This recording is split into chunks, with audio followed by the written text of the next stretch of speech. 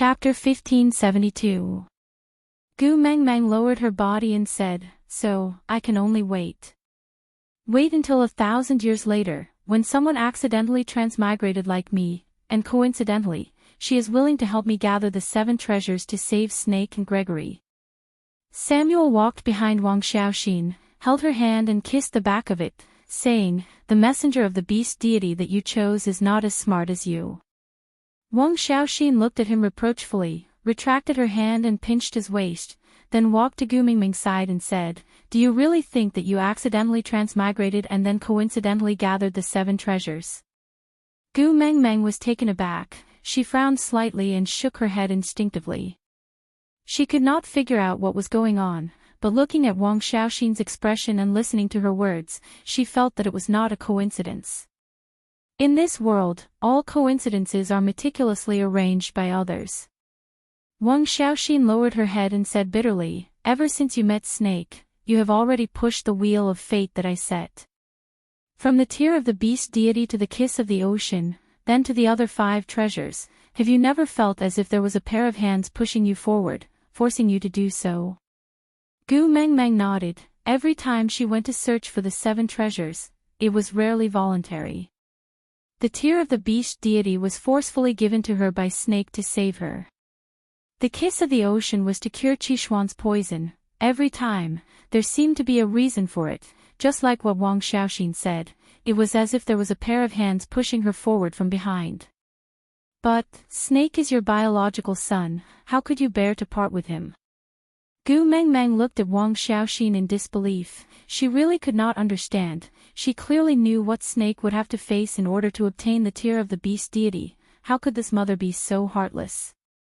Wang Xiaoxin did not seem surprised by Gu Mingming's question, so she smiled and replied, "Don't you know? In the beast world, only one's partner is a family. Son, he is your male, a member of your family, not mine. As his mother, the only thing I can do for him is to try my best to win your favor, so I dragged you to watch television with me, to let you see how well he treats you. Just now, I tried to persuade you to give up on Elvis and Leah, to stay in the modern world and live with him. Unfortunately, your choice is not him. The root of his suffering is that he is not good enough, at least not good enough for you to fall in love with him regardless of everything." Gu Mingming's heart felt as if it was being crushed by a millstone. She shook her head and said, "No, you are wrong. There is nothing wrong with Snake. He is very good, very good. He's very good, so why don't you want him?" Wang Xiaoxin didn't answer but asked back. Gu Mengmeng choked and remained silent for a long while. Then, she said plainly, "I will wait for him." She had a long 1,000 years to think about what kind of feelings she had for Snake. As for Gregory, she had to slowly think about how she was going to face the 2 of them after 1,000 years. Wang Xiaoxin didn't persist. She just nodded and said, "With these words of yours, I won't disappoint my silly son's infatuation." Chapter 1573. Gu Mengmeng could only watch as Wang Xiaoxin brought Wales and Samuel away like a cloud of fog. And Wales only left one sentence, "Gu Tu Meng, take care," and disappeared with Wang Xiaoxin. From the time they met in the Beast King Valley to her departure after Snake's death and Little Shit's pursuit, they would be separated twice a year. Every time, Gu Mengmeng would feel a sense of reluctance to part. But this time, they would never meet again. Gu Mengmeng felt enlightened. Perhaps it was because every time they parted, it meant that Little Shit had to face a period of loneliness alone. But this time was different. He had someone he loved by his side. They had waited for each other for 1,000 years and their relationship was stronger than gold. Looking at the way Little Shit was looking at Wang Xiaoxin, Gu Mengmeng knew that even if they did not part, Little Shit would not have the time to care about her. Moreover, if Snake was resurrected after 1,000 years, to make him call Wales daddy, they would probably have to fight until the sun and moon changed color. Gu Mengmeng leaned against Elvis's chest and hugged him tightly, saying, "Hubby, everything changed too quickly today. I feel like it's unreal, like I'm dreaming. Elvis kissed Gu Mingming's little face and said, "This is a dream realm, of course you're dreaming now." Gu Mengmeng looked around in a daze, nodded and smiled. "That's true, isn't it a dream? But hubby, if we wake up now, you'll still be here, right?" Elvis grabbed Gu Mingming's little hand and kissed it, saying, "I won't do anything that makes you sad a second time." Gu Mengmeng then nodded, then held on to Elvis with one hand and Leah with the other. She closed her eyes tightly and the familiar feeling of falling made Gu Mingming's heart beat like a drum. Everything was stable, but Gu Mengmeng did not dare to open her eyes. The faint smell of blood told her that she had returned to the beast world, to the cave in the Snake King Valley. But, what if she opened her eyes to see a huge hole in Elvis's chest and Leah lying on the ground bleeding from all his orifices? Gu Mengmeng was trembling all over. She regretted it, she should not have woken up. Even if it was a dream, she should have fallen into a deep sleep in that dream. "Xiao Meng, open your eyes." A familiar voice used a short sentence to comfort Gu Mingming's uneasiness. She opened her eyes and stared at Elvis, then immediately shifted her gaze down to his chest. Heaving a sigh of relief, Gu Mengmeng smiled. "Thank God, you're all right." Leah. I'm here." After Leah woke up, he immediately transformed back into his original form and cleaned up the terrifying bloodstains on his face. He was now in his half-beast form, swaying his large furry tail as he walked seductively. Leaning against Gu Mingming's knees, he propped his chin on his hand and said, "Xiao Mengmeng, I heard that only beast kings can enter that dreamland. Aren't you curious? Why am I there?" Gu Mengmeng paused for a moment before her lips curled upwards unknowingly. She looked at Leah and asked with a smile, "You?" Leah nodded. "Maybe you don't believe me, but Cole's tear of the beast deity is with me." Gu Mengmeng frowned, not understanding. Chapter 1574. Why would he do that? Gu Mengmeng did not understand. Her first reaction was, he is already dead, what other scheme is there? How does he want to harm you? Does he mean that he will not let you off even in death? Leah held Gu Mingming's shoulders with both hands to calm her down. He said calmly, "No, it is not to harm me. It is to help me become the Beast King and protect my heart. This is the last thing he did for you. He asked me not to say anything and I agreed, but he is still my biological brother. No matter how twisted he is, no matter how unbearable he is, at least this matter. I don't want you to misunderstand him." Gu Mengmeng lowered her head in silence and said, "Cole, he seems to be purposely provoking me." Leah chuckled and asked, "How did you think of that?" Gu Mengmeng said, "Before he died, he told me how to break the bewitching spell between him and Qi Xian. It was as if he wanted me to kill him without any worries.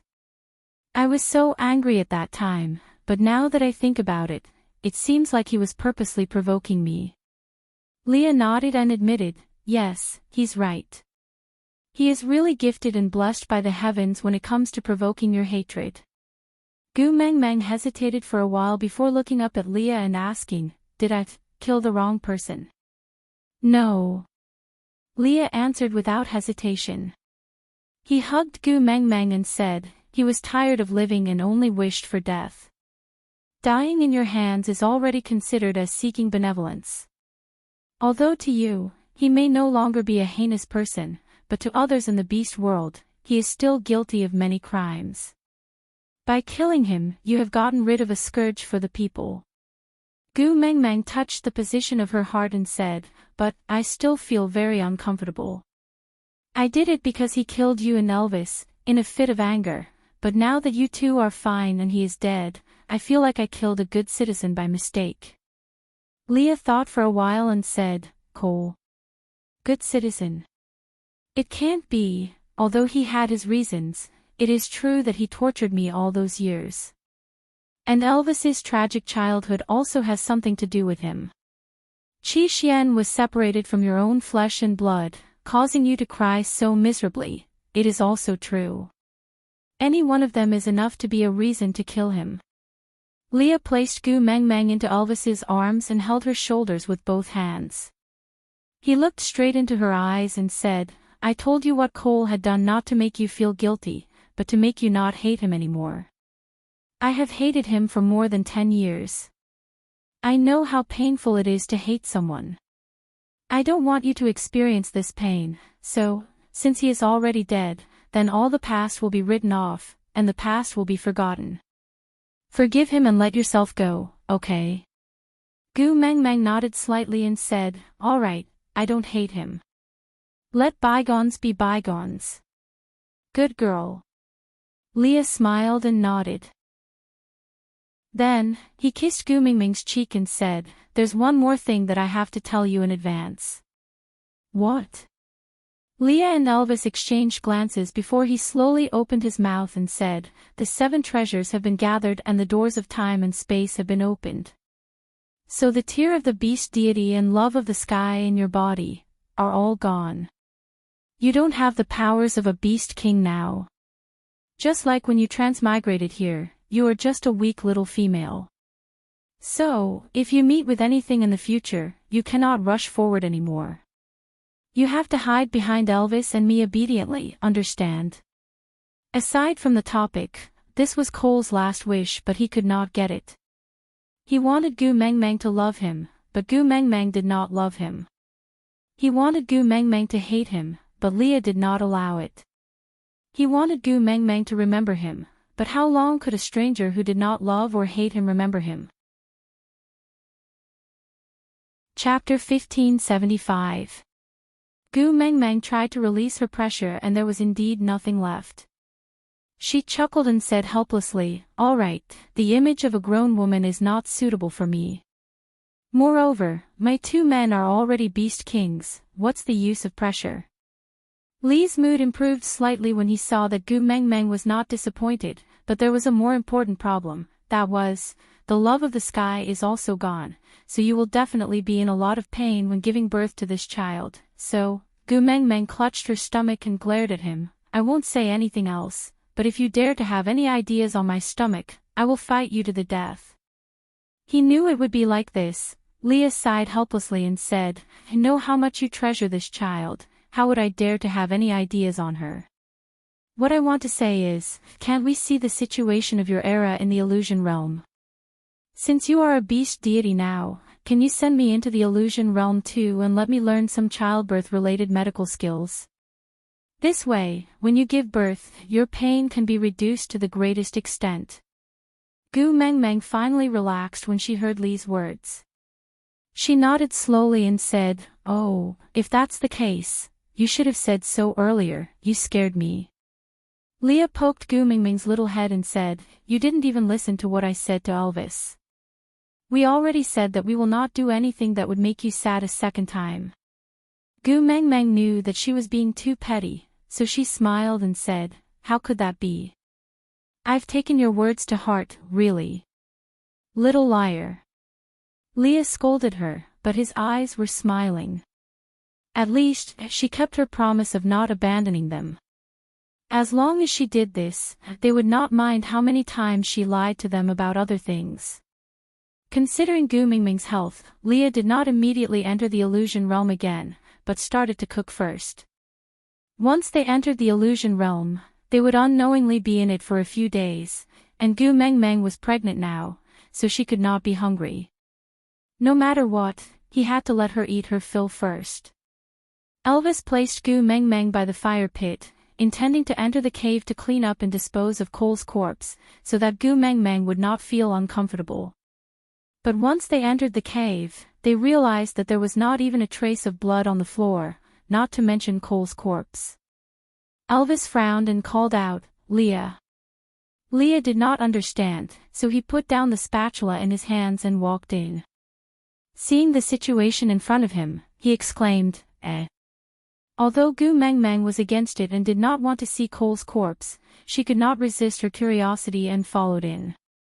A small tree grew where Cole's corpse was originally placed. It was about half the height of a human and its leaves glowed with a strange light, like cold jade. Gu Meng Meng placed her fingers on it lightly, the feeling was so familiar. Soul of the forest. Gu Meng Meng blurted. Elvis and Leah looked at each other for a moment and nodded. This is Snake's old residence, it's only natural for his soul to return here. It seemed like coal had become nourishment for the soul of the forest and was completely absorbed and digested. That's right, why would someone like Snake allow outsiders to stay in his cave? That's good too, it's a clean break. Lee's hand also lightly touched the trunk of the small tree. He smiled and nodded. But, the soul of the forest is a treasure, it cannot be seen in the next 1,000 years. Now that Snake and Whales are both gone, this Snake King Valley, who will guard it? Aside from the topic. Chapter 1576. I haven't thought about it yet, let's talk about it when the time comes. Anyway, there's still some time before winter ends. Gu Meng Meng stared at the little tree in a daze. She couldn't tell if this little tree was snake or coal in her eyes. Shaking her head, Gu Meng Meng said, "Let's go out, this room shall be his room." Elvis and Leah didn't have any objections and just carried Gu Meng Meng into the cave outside. Without the powers of a beast king, Gu Meng Meng's ability to withstand the cold plummeted. Leah had no choice but to light a few more braziers in the cave to keep her warm, while Elvis and Leah took turns to warm her abdomen in their original forms. This warmth lasted for an entire winter. Gu Meng Meng's abdomen didn't grow after that time and remained at the same level as her chest. This made Gu Meng Meng a little worried. After all, she had killed someone and transmigrated. This torment, she didn't know if this child was still around. If she died in the womb, the little fellow in her abdomen seemed to have sensed her mother's thoughts and didn't want to die, without knowing why, so she moved her little feet helplessly, reminding her that she was still alive. This made Gu Meng Meng feel much more at ease.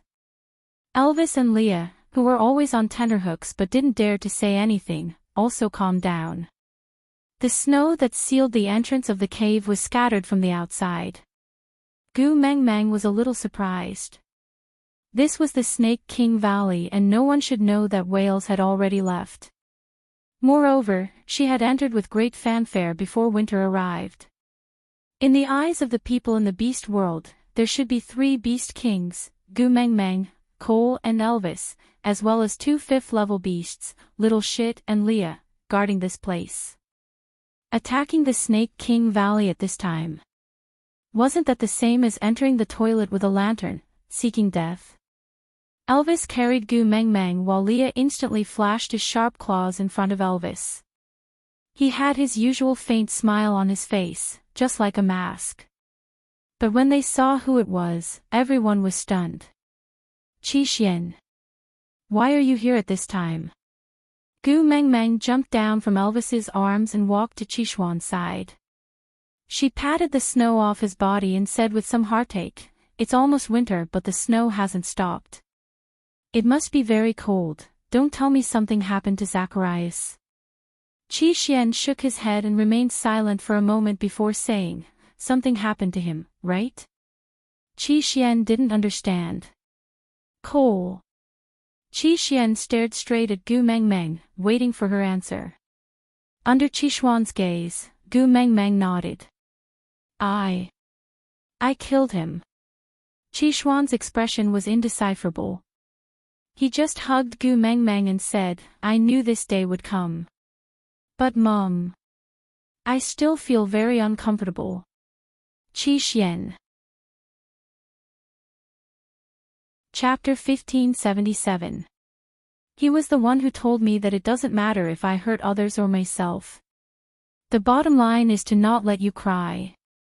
So when you cried, I knew I was wrong. I would rather brandish my claws at him, bare my fangs and ignore my reliance on him than let you shed a single tear. Qi Xian hugged Gu Meng Meng tightly. He frowned and said to Gu Meng Meng, "Mother, you don't know, right? When I resolutely abandoned him and returned to your side, he looked at me with approval and pride that he had never shown before. I clearly saw the message, "You are indeed the Qi Xian I raised," in his eyes. How ironic is that? The person you hate to the core is admiring an ingrate who abandoned him for you. Gu Mengmeng patted Qixuan's back lightly and said, "Sorry, mother has made things difficult for you." Qi Xian shook his head and said, "You are my mother. You are always right." Gu Mengmeng sighed and did not know what to say. "Mother, where is he? Can you let me see him one last time?" Qixuan's tone was pleading. Gu Mengmeng nodded and led Qi Xian into the cave. She pointed at the small tree and said, "He is here, he has merged with this small tree." Qi Xian knelt by the tree and kowtowed 3 times. "I am not fated to call you Father Beast, but I still thank you for raising me. I will take good care of my mother and will never let her cry because of me again, so, don't worry." Just as he finished speaking, a leaf floated down from the tree branch and landed between Qixuan's brows. In the blink of an eye, it sank into his skin. This.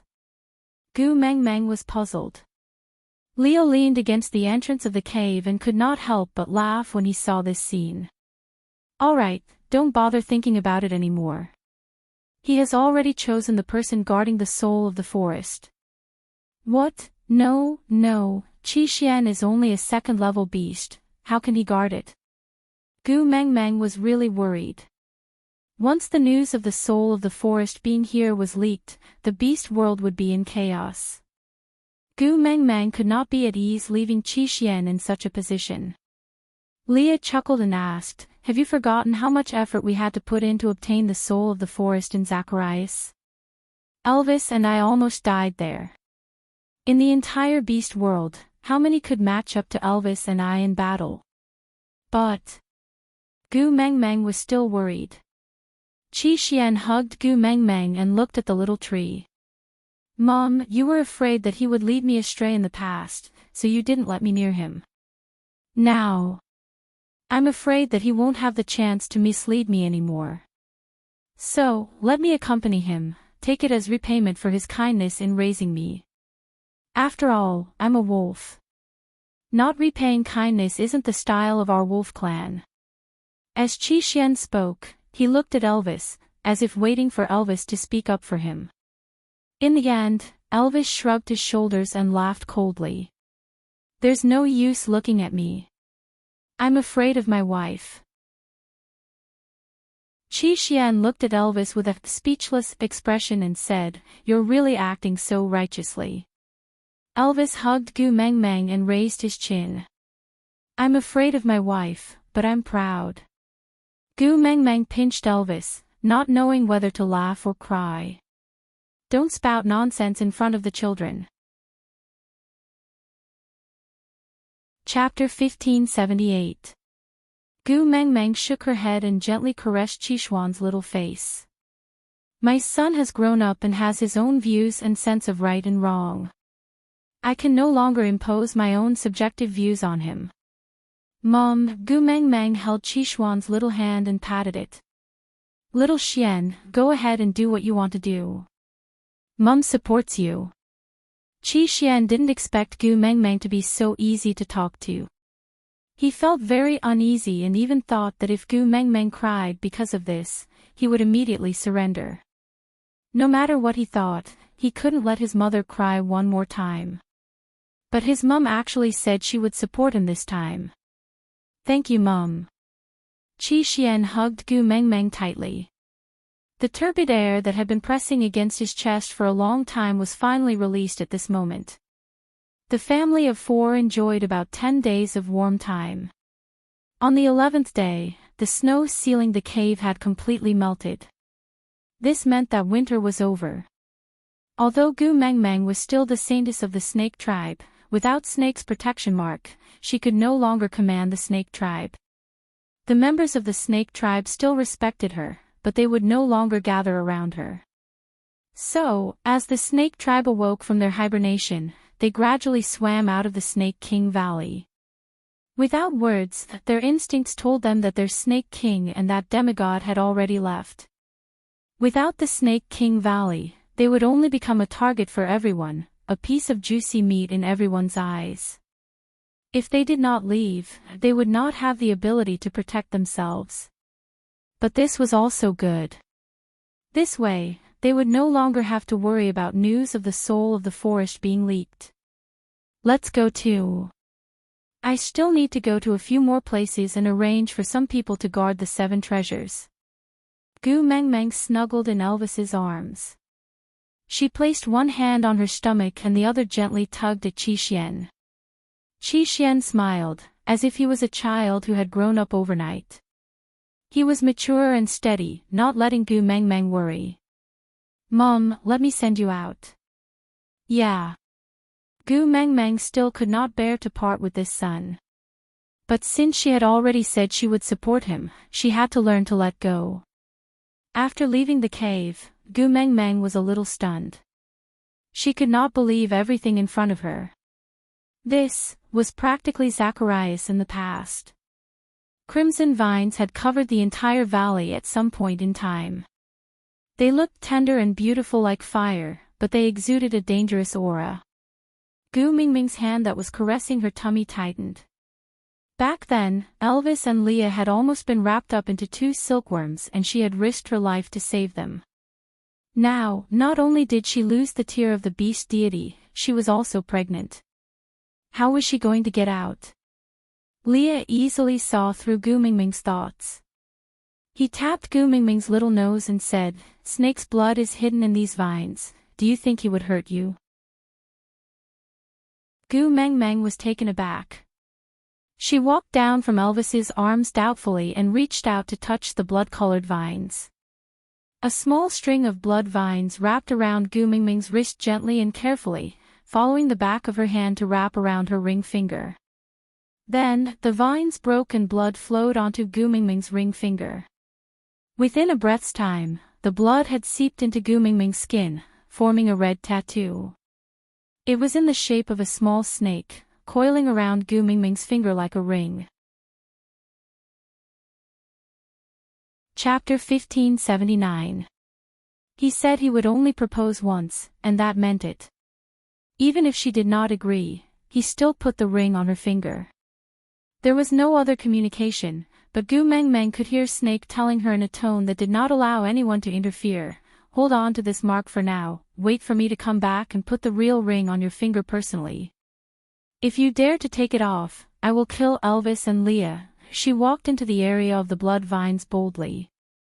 Indeed, the once vicious vines were now as obedient as domestic pets.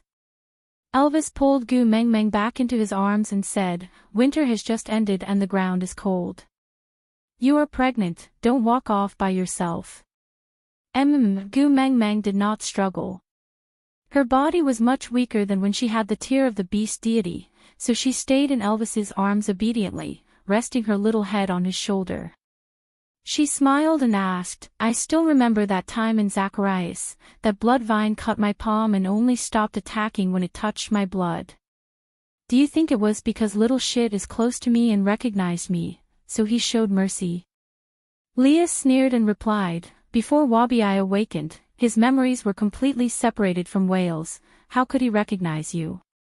It should be because you have snake's blood in your body and he recognized his own son, so he stopped." Gu Mengmeng pondered for a while, then nodded in agreement and said, "Then when the next messenger of the beast deity comes, won't it be very dangerous?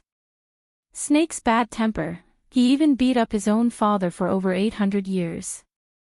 The vines rustled, not knowing if they were unhappy that Gu Mengmeng said Wabi-I had a bad temper or that Gu Mengmeng said Wabi-I was his father. Anyway, they were very unhappy. Gu Mengmeng stuck out her tongue and laughed, saying, "Don't say it if you don't want to say it. Why are you so fierce? I am pregnant and can't take scares. Don't scare me, I will cry." The vines instantly stopped. Gu Mengmeng chuckled and said, "I never expected that you arrogant beast kings would actually cower in the hands of a little girl like me. Why do I feel a sense of satisfaction from a vile person?"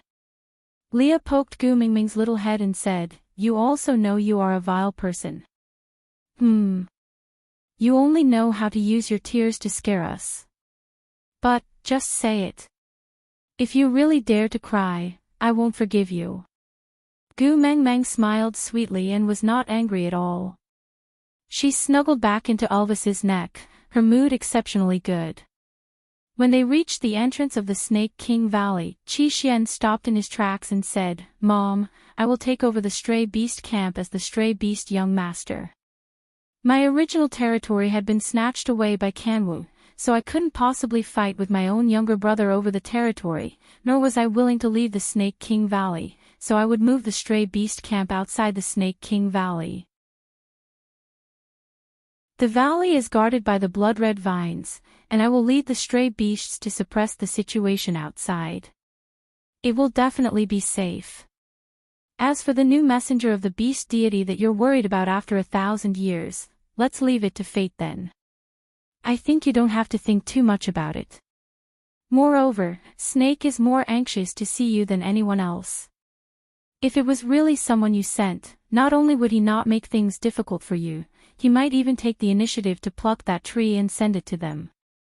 Gu Mengmeng thought about it. Indeed, this was something Snake would do.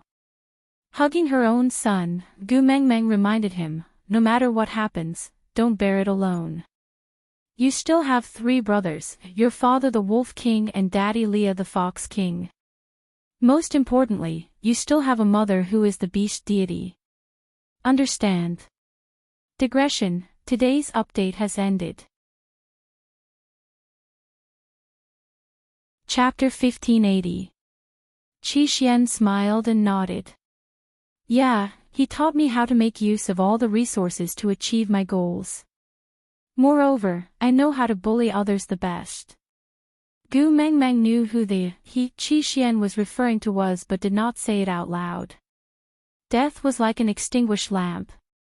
She promised Leah to let go of all grudges and not hate him or view him as an enemy. After parting ways with Qi Xian, Gu Mengmeng returned to Sauter. The entire Wolf clan and Fox clan were gathered here. Putting aside the Wolf clan, the Fox clan was a major event due to the change of the Beast King. If Leah did not return to reorganize things, there would definitely be a lot of trouble. Moreover, Gu Mengmeng would have to die after the succession of the beast deity. Not mentioning others, Gu Mengmeng would definitely not feel at ease if she did not console Sandy. Hence, it was a long and arduous journey. Although Gu Mengmeng was no longer a beast king, her 2 legs were originally just a decoration. Elvis and Leah had never expected her to use her own legs to guide her on any path. In the past, they had to carry her. Now that she was pregnant, it was even more impossible for them to let her walk on her own. Hence, although they had to rest more often to take care of Gu Mengmeng's easily fatigued body, Leah was also a beast king now and his traveling speed had increased significantly. Hence, when they returned to Sauter, they were not much slower than before. Sandy and her family were waiting at the city gates with Hede and Jiaoyu. Seeing Gu Mengmeng return from afar, nobody moved. Sandy had already pounced over and hugged Gu Mengmeng in her arms. Without a word, she started crying. Gu Mengmeng could not move from Sandy's bear hug. She could only smile foolishly. "What's the matter, my little bear bun? Who bullied you? Tell me, I will help you. You heartless one. Sob sob sob, why didn't you stay in Sauter for the winter? Aw. If you were in Sauter, I could at least accompany you. You knew." Gu Mengmeng was a little confused. How should she put it? When those things happened, she was still in the Snake King Valley. News of the entire beast world was blocked. How did Sandy know what she had been through? Sandy said with snot and tears in his eyes, "The Fox King is dead. How can such a big thing be hidden? Don't forget, we still have a beast pet from the Snow Fox clan. Furthermore, even if Arnold didn't say anything, do you know how chaotic Sauter was during those few days?" "I don't want to know." "How can I not know? Gu Meng Meng hugged Sandy back and patted her back gently. All right, don't cry. I'm fine, aren't I? Nothing. Do you think I'm a fool? Do you think I don't know what kind of person Cole is? How could it be that easy to kill him? Tell me honestly, how much have you suffered? What have you suffered? And Qi Xian. Qi Xian, sob. My poor little Qi Xian, I haven't had the chance to have a daughter to mate with him. Qi Xian is fine, he's not dead. Gu Meng Meng knew that Sandy must have thought of the connection between Qi Xian and Cole through the bewitching spell and the soul of the forest, so she said, before Cole died, he specially told me how to break the connection between him and Qi Xian. Would he be so kind? Sandy was skeptical. Chapter 1581. If he wanted Qi Xian to die, he would have done so long ago. On the contrary, he tolerated Qi Xuan's provocations and rebellious behavior because he developed feelings for him. After all, human hearts were made of flesh. If Cole had not treated Qi Xian so well, Qi Xian would not have treated him like his own father. Now that she thought about it, Gu Meng Meng felt that she might have been too extreme at that time. But Sandy did not care about all that. She just pulled Gu Meng Meng over to check on her. Seeing that she was not injured or sick, she felt more at ease. Who cares what happened to him? It's just that when I knew he was dead, the first thing I thought of was the price you would have to pay. The more I thought about it, the more flustered I became. I lived in fear for the entire winter. Afterwards, Arnold said that he could feel the birth of a new king. I guessed that there was no one else other than Leah. Only then did I feel more at ease. Aren't I fine now? Gu Meng Meng held Sandy's little hand and comforted her as they walked into the city. Congratulations to the Fox King and Queen for having a noble daughter. Arnold cupped his fists and bowed respectfully. Gu Meng Meng chuckled. Now, I am truly worthy of being addressed as Queen. Arnold, thank you for your blessings. With that, Gu Meng Meng patted Sandy's little hand. Now that Leah has become the Fox King, the Fox and Wolf tribes will become the closest of friends. So, you don't have to worry about what will happen to him, me, or anyone else. If you like him, just let him be. Sandy cleared her throat and smiled. She turned her head to look at Arnold and said, Arnold, you go back home and lie down first. I'll go back in a bit. Arnold's eyes flashed. The corners of his lips curled up uncontrollably. He replied softly, yes. Then, he turned to leave and returned to the small stone room. Leah was also smiling. He teased. Not attending. Sandy turned to look at Leah for a moment. The mighty Leah who hung on the tree in St. Nazaire like a piece of fox skin and was on the brink of death. I don't think he has much of a future now. Leah gritted his teeth. I am the Fox King now. Aren't you afraid that I will kill your little fox in anger? Sandy hugged Gu Mingming's arm and said, kill him if you can. By then, I will stick to my girl every day and she will definitely coax me and ignore you. By then, even if you go to the platform of the deity's punishment and try to commit suicide, I will not let go. I will not let her save you, humph. You. Leo looked at Gu Meng Meng and took a deep breath. He smiled apologetically and said, a good man does not fight with a woman. I will tolerate you. Sandy chuckled and looked at Gu Meng Meng. Did you see that? This is what a woman should be like. You stay at home every day like a coward and get bullied by the two of them. As she spoke, Sandy gently caressed Gu Meng Meng's tummy. My daughter-in-law is inside. She must not be as cowardly as you in the future. She had to be dignified, with the demeanor of the head of the family. From now on, the two of us have to lead by example and have the final say in the family. What is this called again? Gu Mengmeng smiled and added, prenatal education. Yes, yes, yes. Prenatal education. Prenatal education is very important. Sandy rambled on and on. None of the males from the two families dared to interrupt. Elvis nudged Leah gently and asked softly, "You actually have a day where you admit defeat?" Chapter 1582. Since Arnold was still at home waiting for Sandy's arrival, Gu Mengmeng did not hold Sandy for too long and just teased her for a while before sending her off. Leo was the new king and naturally had some matters to settle. He would not stay in Sauder for long and would even die with Gu Mengmeng after Gu Mengmeng settled her affairs. In order to prevent the world from falling into chaos after the sudden disappearance of the Fox King, many things had to be settled now. But due to the change of the Fox King, Cole, who used to be Gu Mengmeng's enemy, became her partner, Leah. The relationship between the Fox King and the Wolf Clan changed from being enemies to a family. In order not to put the Beast Kings of both clans in a difficult position because of their clansmen, both parties were much more polite to each other.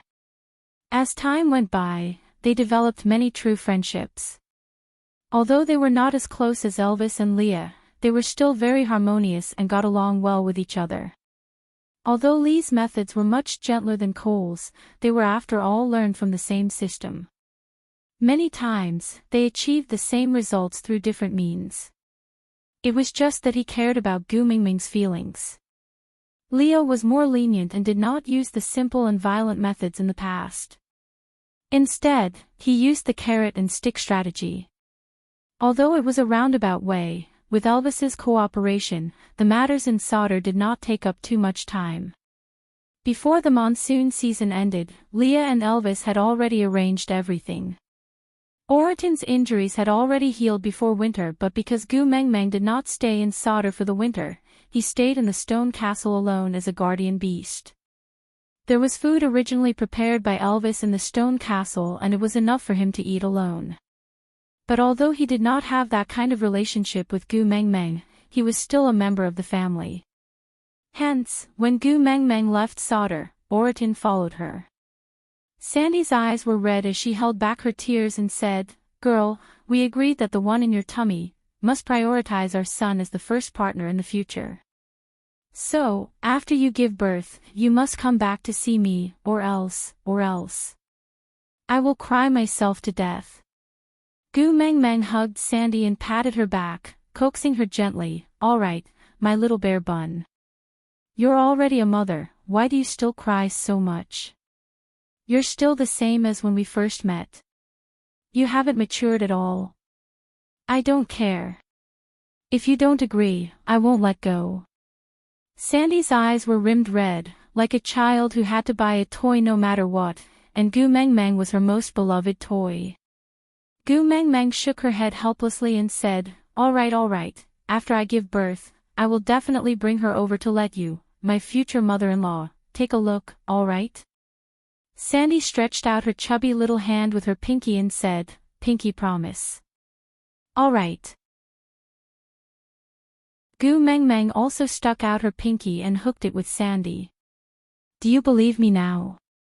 Sandy nodded and hugged Gu Mengmeng for a long time before saying with a thick nasal voice, "Girl, take care. I'll be waiting for you in Sauder. I'll always be waiting for you." "All right." Gu Mengmeng returned a tight hug and said, "You take care too." The two females were reluctant to part and did not cry when hugging each other. But the moment Elvis carried Gu Mengmeng and turned to leave, the two females could no longer hold back their tears. They knew that this farewell. Chapter 1583. A month's journey was not long at all. But Gu Mengmeng could not help but feel emotional when she revisited this place. The last time she walked this path, Gregory and Little Shit were still by her side. This time, things were the same, but the people were different. Standing by the stream again, Gu Mengmeng could not help but shake her head and smile bitterly. How could she climb Moda Mountains without wings? I can't seem to keep my promises to him. Gu Mengmeng felt sad. Looking at the tallest mountain peak, she did not know where to go. Leah hugged Gu Mengmeng's shoulders and chuckled. Silly girl, didn't someone already think of a solution for us? Ha! Gu Mengmeng was confused. Lee's long and narrow eyes turned. Hey, isn't there someone coming to fetch us now? Gu Mengmeng glanced sideways and saw two vultures flying over. Their sizes were similar to Gregory's, but Gu Mengmeng could easily tell that it was not Gregory. The two vultures landed on the ground and bowed respectfully. Great messenger. Gu Mengmeng narrowed her eyes. She felt that the two of them looked familiar. After thinking carefully, she recognized one of them as Miranda's current first partner, Lucas. She understood that Leah had used his identity as the Fox King to order Miranda, so her partner had no choice but to listen to Lee's orders and come to be the carriage driver. After all, he was someone else's male. It was not appropriate for Gu Mengmeng to ride on his back. Luckily, Lucas had brought a huge piece of beast skin. He wrapped Gu Mengmeng up with his claws and flew straight to the top of Moda Mountain. The other vulture brought Elvis, Leah and Oriton to the small cave where Gu Mengmeng and Gregory had stayed for 7 days. The immense air pressure made Gu Mengmeng feel like she was about to faint. She bit the tip of her tongue lightly to keep herself awake, because she knew that the wind would stop at Moda Mountains for half a day during the dry season. If she fainted now, she would have to wait until next year to see Gregory. Forcing herself to stay awake, Gu Mengmeng finally reached the top of the mountain. The scenery was the same as last year. It was just that Gregory was no longer by her side. Gu Mengmeng squatted beside the cold spring and looked at the wings that were deep asleep at the bottom of the spring through the clear and sharp water. That was Gregory's wings. He had once brought her to swim 6,000 meters in the air, overlooking the entire Moda Mountains. For some reason, Gu Mengmeng stretched out her hand, wanting to touch that pair of wings again. But before her hand could touch the water, a gust of wind blew past, scattering the spring water. Gu Mengmeng retracted her finger and gently touched the feather on her right ear. She smiled and said, I know. The water from the 1,000-year ice hurts both the hand and the body. I can't touch it. A gentle breeze blew and the feather on Gu Mengmeng's right ear fluttered in the wind. It was like someone's faint smile, carrying a tinge of approval. Gu Mengmeng walked to one of the caves on the mountain peak. She knew that Samuel's body was originally placed on the other side, so this side should be Gregory's. Great messenger. Lucas stopped Gu Mengmeng and shook his head. He said, birds have their own pride. What he doesn't want the most is for you to see him in such a miserable state. Gu Mengmeng stopped in her tracks and looked at Lucas. After a while, she smiled and said, you are right. He doesn't want me to pity him because of his misery. Chapter 1584. Gu Mengmeng looked up at the blue sky and smiled faintly. I really came back to Moda Mountains for the dry season. Did you have a hard time waiting for me this year? Let me sing a song to console you, all right? Gu Mengmeng's reply was only a light breeze. Gu Mengmeng cleared her throat and sang, Just Happened to Meet You. This was a song she had sung many times for Gregory. But back then, when she sang, he was hugging her and swaying his body along with the melody. But now, she was alone and the wind was her companion. Before she had the time to feel sad, a wave of chirping filled the air. Gu Mengmeng followed the sound. Countless birds flew up from the foot of the mountain. They were colorful and covered the sky. It was a spectacular sight. The birds spread their wings and soared, some high, some low, some left, some right. Seeing that Gu Mengmeng was looking at them, they all transformed into half-beasts and surrounded Gu Mengmeng.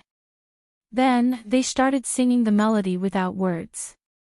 This song, Gu Mengmeng had heard it before. It was the song that Grace had sung to her when he held her in his arms back then. Gu Mingming's eyes felt a little sore. She knew that this was the symphony Gregory had prepared for her. It was a concert only for her to listen to. This was the romance he had given her, only for her. After the song was finished, the birds scattered in all directions, just like when they came. All of this seemed to be just a dream. It was so unreal. Gu Mengmeng turned back to look at Lucas. Lucas stood beside her with a smile. This is a ceremony for the birds of Moda Mountains to congratulate their leader on his marriage. It should have been sent last year, but... Gu Mengmeng nodded to show that she understood. Last year, Gregory had broken his wings and was blinded. She was forcefully taken away by Samuel's wings. She cried her heart out and fainted in the end. Under those circumstances, it was indeed not suitable to hold this ceremony. Although Gregory was just a beast pet, he was still considered a member of her family. In the beast world, Gregory was her man. Who is the leader of Moda Mountains now? Gu Mengmeng did not want the atmosphere to be too heavy. Because Gregory had said that he liked it when she smiled. As long as she smiled, he would feel happy. So, at least on Moda Mountains, Gu Mengmeng had to maintain a smile at all times. Lucas shook his head and said, in the past, the choice of a leader was based on the response to that Lord's messenger. But last year, when we went down the mountain, we found that the messenger had disappeared. So... Gu Mengmeng nodded and said, all right, bring me to see Miranda. Yes. Lucas was actually a little hesitant, but Gu Mingming's partner was Leah and he held Miranda's life in his hands.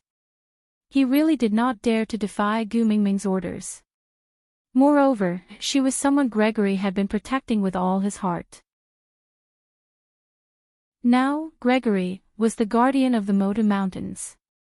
After wrapping Gu Mengmeng in the beast skin, Lucas spread his wings and flew up, bringing Gu Mengmeng back to his cave. In the cave, Miranda was followed by a few small vultures. Their big black eyes were particularly cute. Miranda instinctively shrank back when she saw Gu Mengmeng, and at the same time, protected the little vulture in her arms. Chapter 1585. Do you know that Cole is dead? Gu Mengmeng asked softly. Miranda nodded. She was a snow fox and could sense the change of the Fox King through her bloodline. She did not need to witness anything personally to know. Gu Mengmeng continued, the new Fox King is Leah. Upon hearing the name that she had struggled with for half her life, Miranda was stunned for a moment and suddenly smiled. What are you smiling at? Gu Mengmeng asked calmly. Perhaps Gu Mingming's attitude was too easygoing, so Miranda gradually relaxed. She looked at Gu Mengmeng and still replied, in this year. I have not thought of him at all. Now that you mention it, I realized. I seem to have let him go. Gu Mengmeng smiled and nodded, saying, the stubbornness and naive infatuation when you were young. Later on, when you were in danger, you would naturally fantasize about him rescuing you like a hero. Now that you are living a blissful life and have partners who love you, they are the heroes you can easily reach. With them, you naturally do not need an imaginary hero anymore. Miranda nodded, indicating that she agreed with Gu Mingming's words. Gu Mengmeng reached out and held onto Miranda's wrist, saying, I was also rash in the past. Your hands, it's my fault. Miranda shook her head and said, I did not have any good intentions when I went to solder. These hands, take it as retribution. I promised Leah that everything that happened in the past will be written off and I will not hold it against him anymore. So one of the reasons I came here this time is to treat your hands. Gu Mengmeng held on to Miranda's wrists gently and slowly closed her eyes, praying silently in her heart. When she opened her eyes again, she had a gentle smile on her face and said, try moving around. Miranda looked at her own wrists in disbelief. Her beautiful eyes widened and she could not say a word for a long time. She looked up at Lucas and then reached out her hands. Lucas pulled Miranda over in excitement and scrutinized her wrists closely, unable to hide the joy on his face. He did not despise Miranda's crippled hands, but his heart ached for the excruciating pain she would feel every time the weather changed. Now that her wrists were healed, he would never see her rolling on the ground with a pale face and a head full of sweat. "Thank you, Sir Envoy, for your mercy," Lucas said and was about to kneel. Gu Mengmeng pulled Lucas back and smiled. "Maintain your pride as a bird and don't kneel down so easily. If you really want to thank me, perhaps you can do something else for me. I'm willing to listen to Lord Emissary's orders." Gu Mengmeng said, "I want you to replace Gregory and become the new leader of Moda Mountains. Help me guard Moda Mountains, until the next messenger of the beast deity descends." Lucas frowned and said, "I wonder when the next emissary will descend." Gu Mengmeng replied, "About 1,000 years. Lucas said, "Sir Emissary, although I don't know how to count, I know what kind of span 1,000 years is. I'm just a rank 3 orc, I won't be able to live until then." Gu Mengmeng chuckled and looked at the cub beside Miranda. "Even if you don't live to that day, you still have your sons, and your sons will still have sons, your descendants will definitely live to that day." Lucas looked at Miranda, and only when he saw Miranda nod slightly did he place his right hand on his left chest, saluted, and said, "As the great messenger commands, Lucas will not disappoint." Chapter 1586. Without Gregory, it was inconvenient to go in and out, so Gu Mengmeng did not really stay on Moda Mountains for the entire dry season. Instead, she asked Lucas to send them down the mountain after staying for 7 days. Gu Mengmeng stayed by the stream until the dry season ended, before setting off for the seaside with Elvis, Leah and Oriton. She had once thought that she would never set foot here again after taking the kiss of the ocean. Now that she was back, Gu Mengmeng could not help but feel as though a lifetime had passed. However, the tear of the beast deity was gone. She did not know if the kiss of the beast deity that Wang Xiaoxin had given her was still around. If everything that Wang Xiaoxin had given her was gone, then Gu Mengmeng really did not dare to go into the sea so easily. After all, little shit was not around. If she drowned, no one would be able to collect her corpse. Just as she was hesitating on how to go down, she saw a small head poking out from the surface of the sea. Only half a face was revealed, but it could not hide the clear, starry eyes. Once Gu Mengmeng met that pair of eyes, her lips would unknowingly curve upwards. Waving her hand, Gu Mengmeng shouted, "Little Fei Rui. Great messenger, it's really you." Fei Rui swiftly swam out of the sea and transformed into a human the moment he reached the shore. Fei Rui was very happy to see Gu Mengmeng, but due to the obvious animosity between Elvis and Leah, Fei Rui did not dare to approach Gu Mengmeng. He only stopped 3 steps away and twirled his fingers as he looked at Gu Mengmeng with a smile. His voice was clear and clean, like the ocean illuminated by sunlight, making one feel refreshed. "The little fishes along the way told me that they saw you heading this way. I did not believe them. I did not expect it to really be the great messenger. I must tell my sister. If she knows that you are here, she will be very, very happy." Gu Mengmeng looked at the big boy in front of her and her heart warmed up. When she first saw him, he was as pathetic as an abandoned puppy. He had poked half his head out from the well in St. Nazaire and asked her pitifully if she could let him enter St. Nazaire's territory. A mere second-level orc actually dared to start a war with Leah in the territory of land beasts, almost causing Leah to block that well to death. That tiny him was now a head taller than Gu Mengmeng. When Gu Mengmeng looked at him, she could no longer lower her head to look at him like she was looking at a child. Only then did he realize that Gu Mengmeng had been very busy these few years and had not seen Fei Rui for a long time. Twice a year, he would bring the sea tribes to deliver salt and food to St. Nazaire, but the time Gu Mengmeng spent in Saint Nazaire was decreasing, to the extent that she had not seen him for a long time. But even so, he never stopped running between the two places once or twice a year. Because he remembered Gu Mengmeng mentioning that he was the Prince of Bridges and also a tribesman of Saint Nazaire. Gu Mengmeng and the rest set up camp by the seaside and met Melinda and Carter that night. Melinda's signature curly hair made her look even more alluring under the moonlight. Carter had broken through the boundary of rank 3 after mating and was now the only rank 5 beast in the sea. He looked even more formidable than when they first met. The two of them, one tough and one gentle, looked exceptionally compatible when they stood together. Gu Mengmeng could not help but stare in a daze. There was a strange atmosphere between the two of them. They were clearly two independent individuals, but it was as if they were the most complete when they stood together. Chapter 1587. I missed you too. Gu Mengmeng smiled back. You are looking at the scenery, but you don't know that you are also the scenery in someone else's eyes. While Gu Mengmeng was admiring Melinda and Carter's compatibility, in Melinda's eyes, she saw the only two beast kings in this world standing beside a petite female. There was a saying that two tigers cannot share a mountain, but these two beast kings did not seem to be against each other at all. They had restrained their sharpness and only had gentle gazes, which were all focused on the petite human in the middle. As for that petite female, she had a quiet and elegant smile.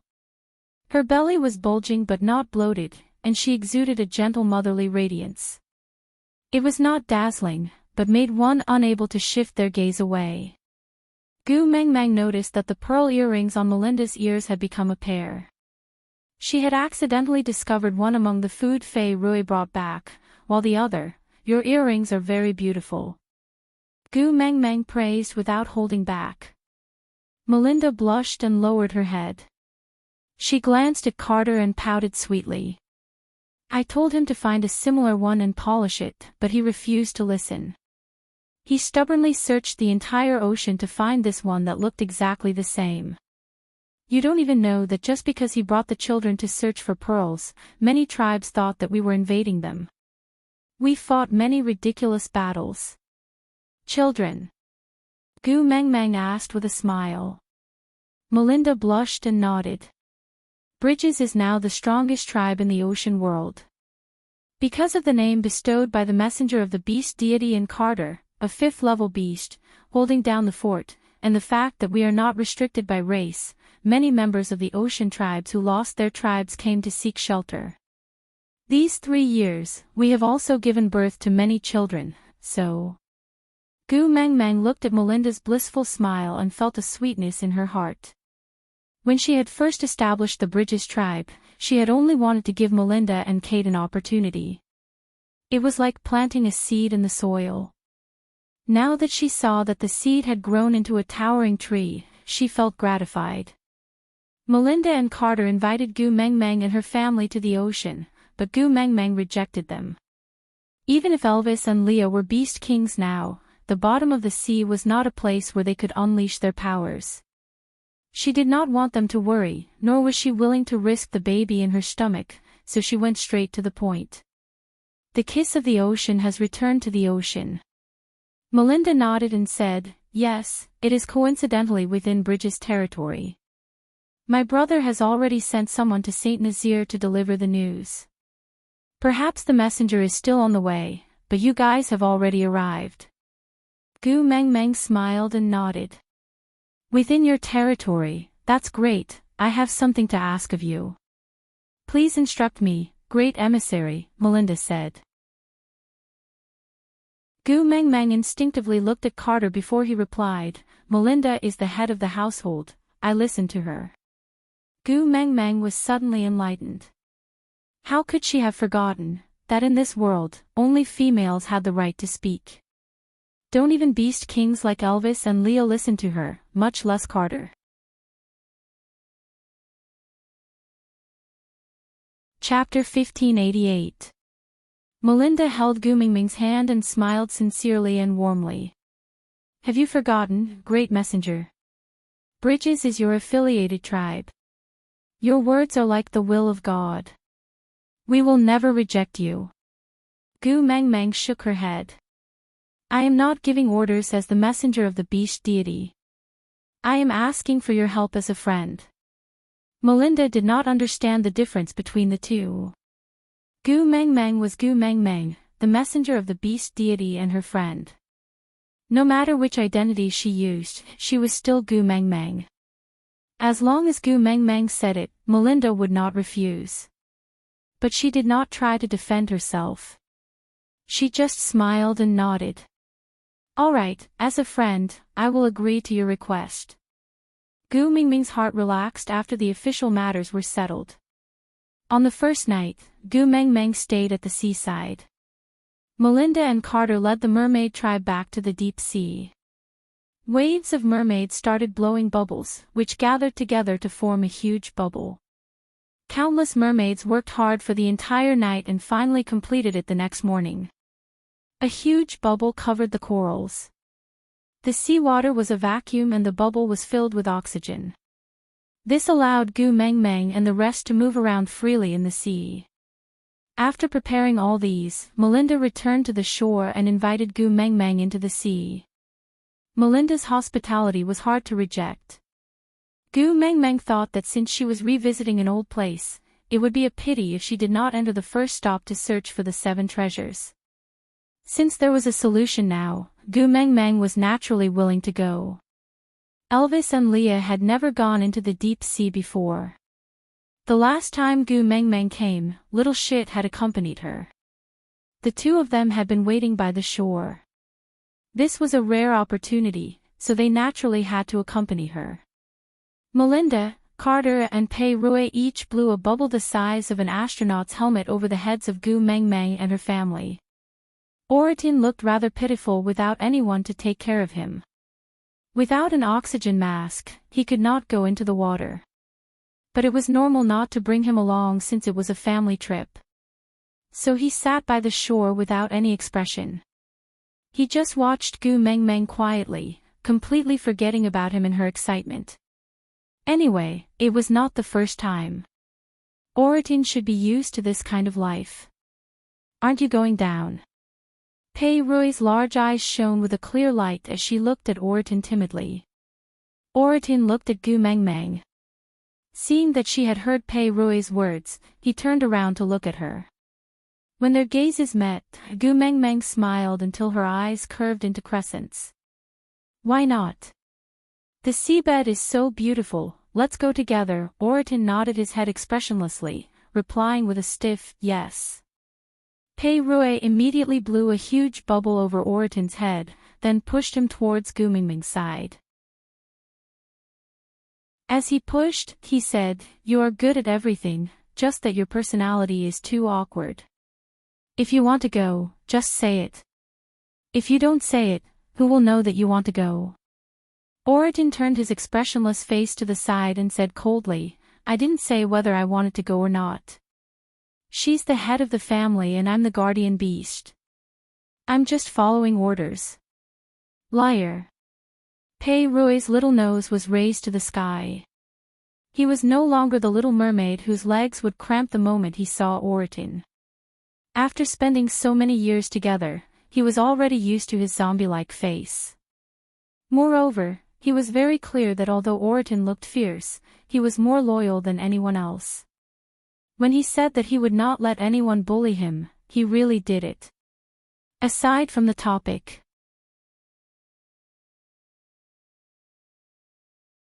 Chapter 1589.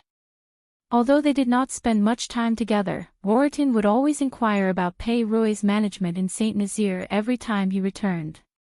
If anyone tried to bully Pei Rui, they would receive a stern warning from the big white cat. Due to Oratin's special status, no one in Saint Nazaire dared to provoke him, even if they were of a higher level than him. Moreover, there was a rumor that Gu Meng Meng wanted Oratin to take care of Pei Rui, so Pei Rui's status in Saint Nazaire was upgraded to that of a nameless member of the messenger's family. Of course, Gu Meng Meng did not know about all this. Even if she did, she would just laugh it off. Because she knew better than anyone that Orion treated Pei Rui well, because Pei Rui always brought him fresh and delicious seafood. After the group entered the water, the sea turtles that Melinda had arranged were already ready. The largest sea turtle was as big as a small yacht, with over 20 sea turtles on each side. They were lined up neatly from big to small. The smallest one was only the size of Gu Mingming's palm. It stretched its neck and tilted its head to look at Gu Mengmeng with a face full of curiosity. The back of a sea turtle is wider and it swims steadily. It's suitable for you to sit on. Melinda looked at Gu Mingming's stomach thoughtfully and smiled meaningfully. Gu Mengmeng placed one hand on her stomach and the other on Elvis's neck, allowing him to carry her onto the back of the sea turtle. Sitting steadily, Gu Mengmeng turned around and flashed a big smile at Melinda. You don't say, this is my first time riding a sea turtle. In my memory, only Xuanzang had such treatment when he was retrieving scriptures from the West. Ha, thanks to you, I can also experience the treatment of a senior monk from the Tang dynasty. Tap tap tap tap tap tap. Bayu bayu bayu. Seeing that she was having fun, everyone's faces were full of smiles. The sea turtle warship swam steadily but not too slowly. Gu Mengmeng could feel the impact of the water current on her. If not for Elvis supporting her, she would have been washed away. Leo was afraid that she would be uncomfortable if the water current hit her too hard, so he sat in front of her and blocked the impact for her. Heading downwards, they quickly reached the giant space bubble that Melinda had prepared for Gu Mengmeng. The sea turtle stopped outside the bubble and Elvis carried Gu Mengmeng down from the back of the sea turtle, before stepping into the bubble. Melinda poked lightly and the bubble on Gu Mengmeng's head popped. Elvis, Leah and Orion did not need anyone's help. They stretched out their claws and popped the bubble. Although it was also the first time for the three males to enter the deep sea, they kept their cool and naturally would not express their curiosity like Gu Mengmeng. Gu Mengmeng opened her arms wide and took a deep breath. So the air at the bottom of the ocean smells like this. It's a little salty and has a faint smell of seaweed. I didn't experience this smell the last time I was here because I had the kiss of the beast deity. Luckily, I can make up for it this time. Yeah, if I ever return to the modern world, I will tell those perfume sellers that their sea breeze perfume is trash. Elvis and Leo looked at each other and smiled. She actually wanted to return to the modern world, right? Even so, she still stayed for the sake of the two of them.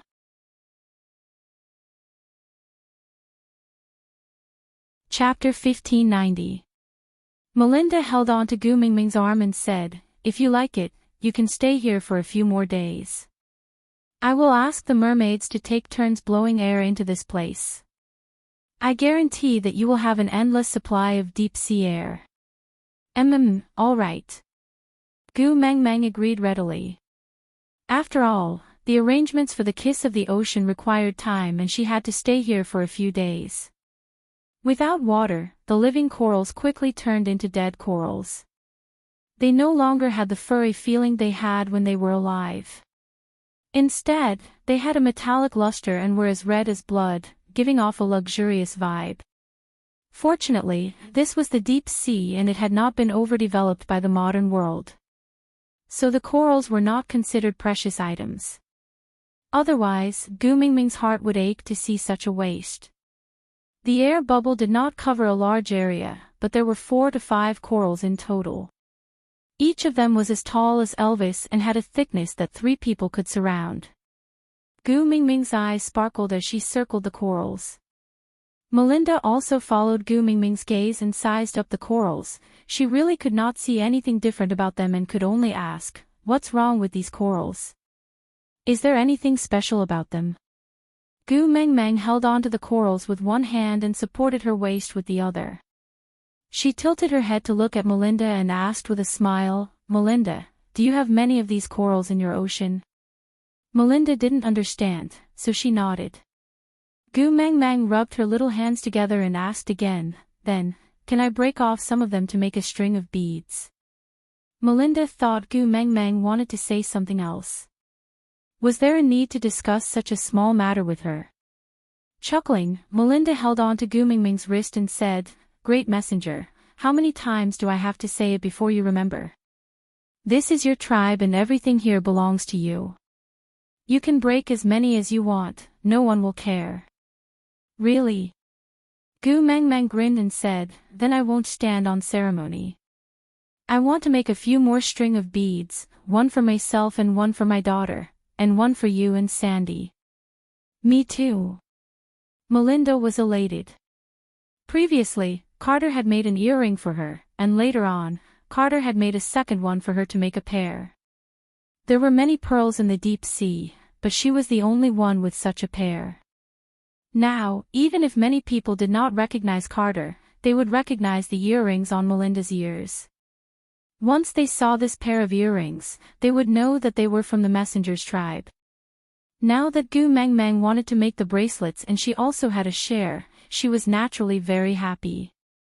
Gu Mengmeng chuckled and said, "We're good friends, of course we should share good things. You know what? Red coral is one of the 8 treasures of Buddhism. It can bring good luck to the wearer." "Buddhism?" Melinda asked curiously. Gu Mengmeng nodded. "Just like how you worship the beast deity, Buddhism is another kind of deity that the beast deity worships. I didn't believe it before, but after these few years, I have no choice but to believe it." Gu Mengmeng laughed at herself. The atheist Gu Mengmeng was now worshipped as the beast deity. This was really a resounding slap to her face. "Oh." Melinda's eyes lit up. The deity of the beast deity, how impressive was that?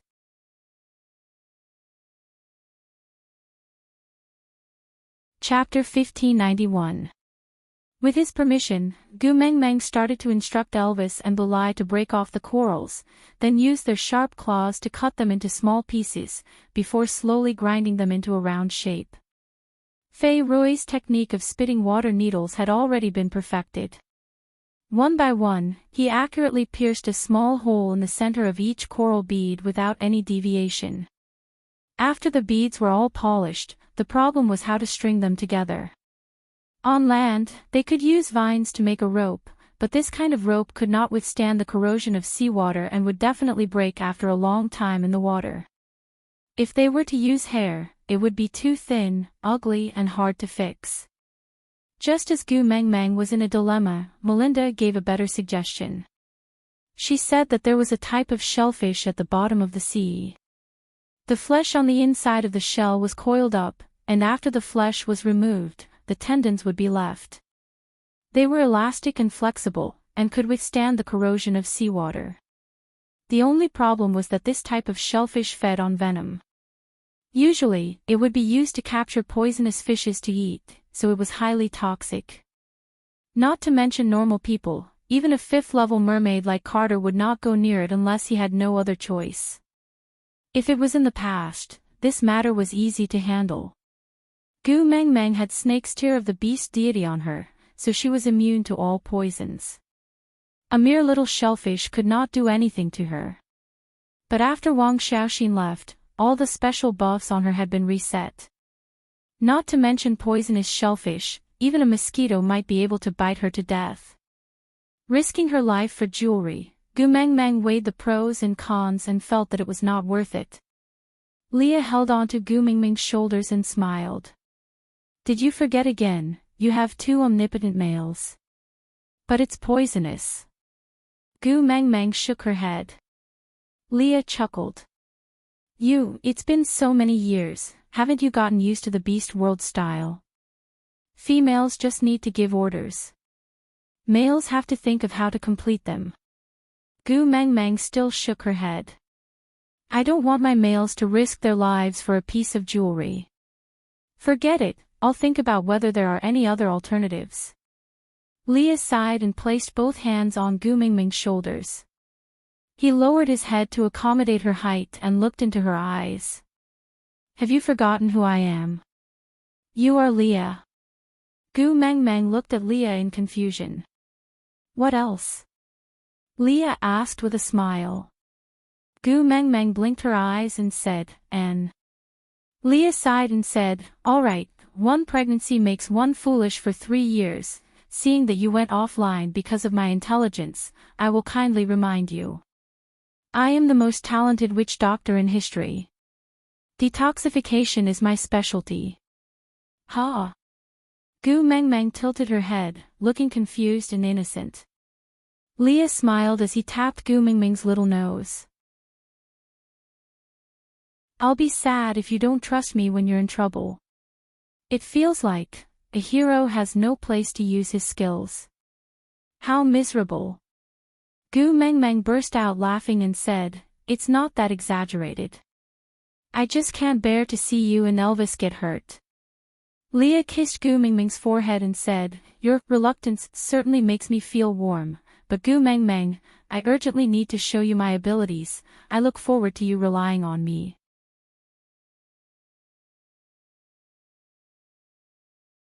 Chapter 1592. Yes, my queen. Leah kissed the back of Gu Meng Meng's hand teasingly before turning to leave like an elegant knight. Melinda was afraid that something would happen to Leah, so she asked Carter to personally bring some men to accompany Leah to retrieve the poisonous shellfish meat. Meanwhile, Melinda stayed at the coral dock to prepare a welcoming banquet for Gu Meng Meng. After all, this was the first time the messenger of the beast deity, the true leader of the Bridges tribe, had arrived at the bottom of the ocean after the establishment of the Bridges tribe. Naturally, they had to celebrate and at the same time, show the strength of the tribe to the messenger. They hoped that the Bridges tribe was not only the messenger's tribe, but also the messenger's pride. Gu Meng Meng naturally had to attend the banquet, but the air at the bottom of the ocean was limited and not suitable for a bonfire. So to heighten the atmosphere, Melinda used large seashells to place many luminous pearls around the banquet. They were arranged in picturesque disorder, like a small mountain of luminous pearls. It was extremely extravagant. The entire banquet was filled with the sour stench of extravagance. Gu Meng Meng felt that she was the only one emitting the fragrance of poverty. Sigh, she had been the messenger of the beast deity once, and now she was the beast deity again. Gu Meng Meng felt that she was probably the kind of person who could leave her name in history. Others were at most uncorrupted, but Gu Meng Meng was so uncorrupted that she did not even have any sleeves. Yeah, she must take the coral beads this time. She must give Elvis and Leah one each. She could not be the messenger of the beast deity for nothing. It sounded impressive, but she had suffered so much that she almost lost her life. She would be letting herself down if she did not get some mental damage compensation. Thinking of this, Gu Meng Meng secretly ground her teeth. Elvis moved closer to Gu Meng Meng's ear and blew gently. He pointed at the luminous pearls in the seashells and asked, "Do you want one?" Gu Meng Meng nodded without hesitation. Snakel did not say anything else and went up to grab a handful and stuffed it into Gu Meng Meng's hands. "Here, take it and play with it." Gu Meng Meng instinctively looked around. Seeing that no one had seen them, she hurriedly put the luminous pearls back and said softly, "This does not belong to us. It's not good to take it just like that. Didn't Melinda say that this is your tribe and everything here belongs to you? You can take whatever you want, there's nothing wrong with that." Elvis paused for a moment, then continued, "If anyone has any objections, ask them to look for me. If you're not convinced, you can challenge me. If you win against Leah and me, you can snatch this stupid thing back." Gu Meng Meng was sweating. Elvis meant that if they gave it, they would give it. If not, they would snatch it, right? She poked Elvis and said, "He's a beast king after all. It's not good to bully others like this. There's nothing bad about snatching things from my female." Elvis kissed Gu Meng Meng and grabbed another handful from the shell for her. "Take it if you like it. The rules here are different from your world. Survival of the fittest, survival of the fittest. Power is the rule. Leah and I are powerful enough so we can set the rules and we will listen to you." Gu Meng Meng thought about it and felt that she should inform Melinda. After all, these things were taken out by Melinda and it would not be good for her to keep them without a word. So Gu Meng Meng pulled Melinda and asked, "Can you give me a few of these pearls?"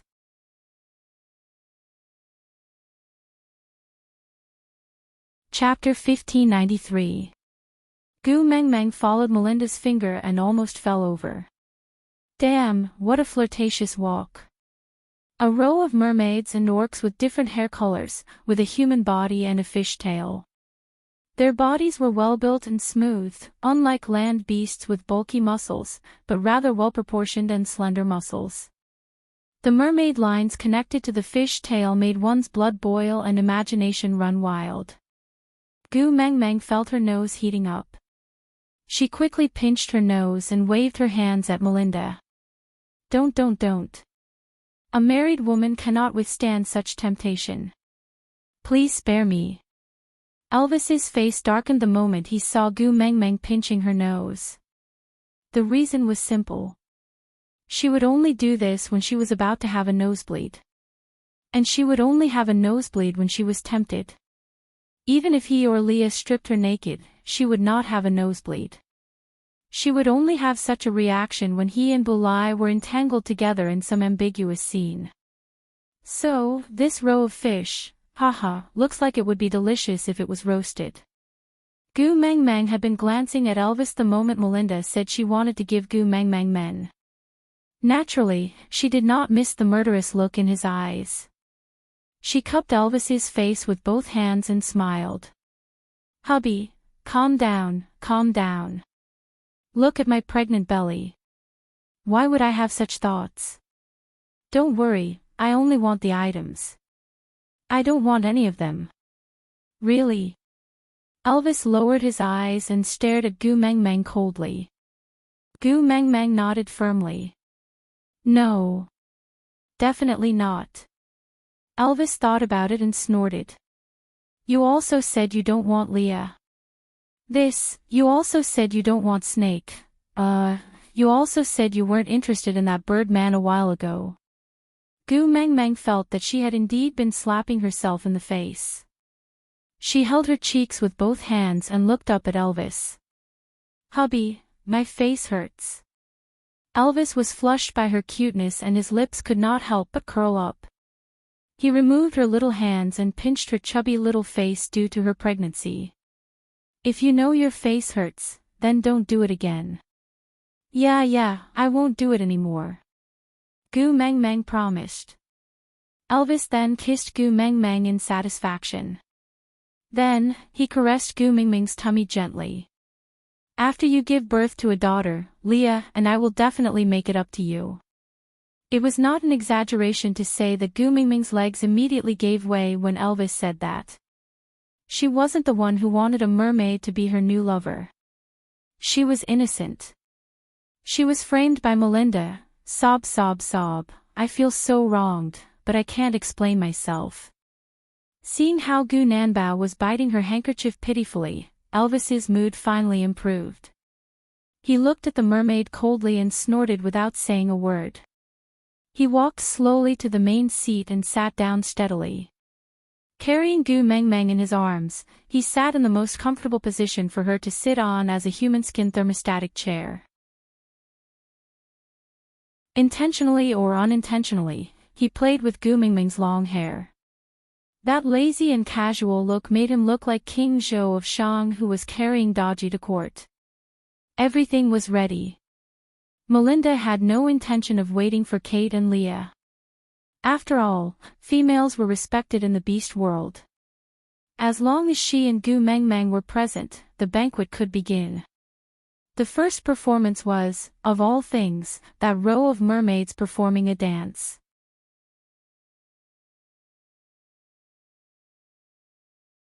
Chapter 1594. Elvis's eyes were still looking down at Gu Meng Meng. The redder her face became, the darker his face became. Gu Meng Meng only retracted her gaze obediently when she heard the sound of teeth grinding above her head. She buried her entire face into Elvis's chest. Actually, she did not have the intention to take in a new partner, but since he danced so hard, wouldn't it be a waste if she did not watch? But it would not be good to cause some family conflict just to feast her eyes, right? Even if a young man in the modern world wanted to peek at a lady, he would not dare to do it in front of his wife, right? Gu Mingming's little act of burying her face really pleased Elvis. The malevolence on his face disappeared instantly, and he only felt that this ostrich was so adorable. So he lifted her little chin and kissed her deeply on the lips. Acting as if there was no one else around, they were deeply entangled. He kissed until Gu Mingming's whole body went limp and was almost out of breath, before he released her reluctantly. He used his thumb to gently wipe away the remaining saliva at the side of her lips, gritting his teeth and saying, "I really can't wait. I can't wait for you to give birth to her today." Gu Mingming's face turned red because of the lack of oxygen. She pouted coquettishly and punched Elvis's chest, saying, "If I give birth today, it will be premature." Elvis choked and said with a serious expression, "That won't do. Leah said that you must be pregnant for a full month, or else it will not be good for you and your daughter." "You still know?" Gu Mengmeng glared at him. Gu Mengmeng could not be blamed for being pretentious, it was just that this brother's expression of desire was too obvious. She felt uncomfortable sitting on his lap. How many years had they been a married couple? Wasn't it just because she was pregnant that she could not have sex with him? Did he have to be so high profile and show how wronged he was in public for how long? All males in the world are the same, they are all animals that think with their lower bodies. Gu Mengmeng mumbled and stiffened her neck, not looking at Elvis anymore. Elvis shook his head helplessly and said, "Silly girl, this is a display of my love for you. If I don't get hard when I see you, then what will happen to your future happiness? Don't be angry, it will affect your daughter badly." Gu Mengmeng became even angrier upon hearing this. She turned her head and asked, "In your eyes, am I important or daughter important? Now that you have her, you don't care about me anymore. You're not afraid of my anger, but you're only concerned about whether your daughter will be affected. Elvis, doesn't your conscience hurt?" Leah had told Elvis before that it was normal for pregnant women to be unreasonable due to their fluctuating emotions. Moreover, in Elvis's eyes, when had Gu Mengmeng ever been wrong? She was angry. It was obvious that he had said something wrong. He was the one who was wrong, not her.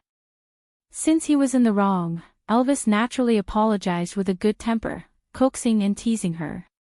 But just when Elvis was apologizing to Gu Mengmeng, a mermaid swam over and stood in front of Gu Mengmeng, saying, "Mighty messenger, I am the third-level mermaid beast Jimmy, can I invite you to swim in the sea with me? I know a place with a beautiful view." "I think you're dreaming too." Elvis raised his eyebrows and sneered, "Let's see if you have the ability to take my female away from my arms." Jimmy did not seem to be afraid of Elvis, who was the Beast King, at all. In other words, males were fearless when it came to courtship.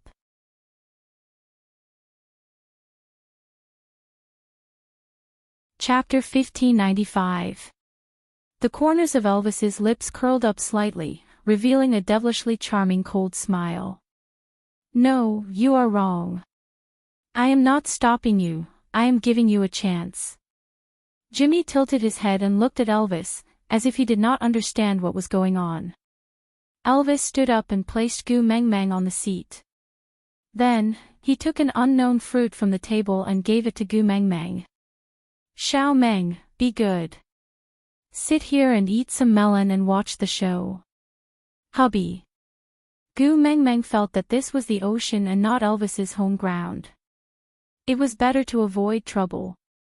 She could just reject Jimmy, there was no need to blow things up. But Elvis cupped the back of her head and planted a kiss on her forehead. "Don't worry, it will be settled very soon." Gu Mengmeng was speechless. Elvis let go of Gu Mengmeng and took 2 long strides to stand in front of the mermaid beast. With this comparison, Gu Mengmeng realized that Elvis was much more muscular than Jimmy. His body proportions were also better and firmer. It was just that he was always hugging her every day and rarely had the chance to show his body in front of her. As a result, Gu Mengmeng had almost forgotten how stimulating it was when she looked at Elvis from afar. She really did not know the true face of Mount Lu. It was only because she was in this mountain. TSK TSK TSK, it was no wonder Elvis was angry just now. Hugging a mountain of gold and digging for potatoes, no one would be happy about who was the mountain of gold. While Gu Meng Meng was reflecting and criticizing herself, Elvis had already opened his mouth to speak. If you want to woo my female, shouldn't you first issue a challenge to me? Elvis lowered his head slightly.